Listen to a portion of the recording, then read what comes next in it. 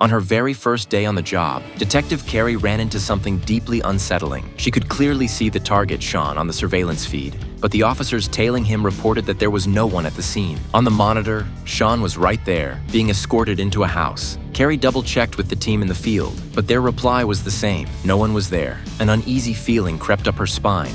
Carey immediately left the surveillance room and decided to go to the scene herself, just to make sure her team hadn't gone to the wrong address. The feed clearly showed Sean inside the house. Carey didn't understand what was going on, but she still refused her officer's request to knock on the door for questioning. The case was highly sensitive, so sensitive that even MI5 had tried to block her from continuing the investigation, and she didn't want to stir up any more trouble. She told two of her subordinates to stay and keep watch, while she returned to counterterrorism headquarters to confirm whether that house might be one of MI5's safe houses. But as soon as Carey arrived back at headquarters, an emergency email popped up in her inbox. It contained only one line: Target Sean. Attached was a video of a hostage being kidnapped, which had just been leaked online. Carey immediately suspected that her two subordinates were behind the leak. They had been furious when MI5 ordered the original video to be suppressed, but instead of reporting them, she decided to let the leak stand. The exposure would not only force the people behind it to reveal themselves, but also leave the government with no excuse to keep stalling the case. What Carey didn't expect was that headquarters would send in a man named Garland,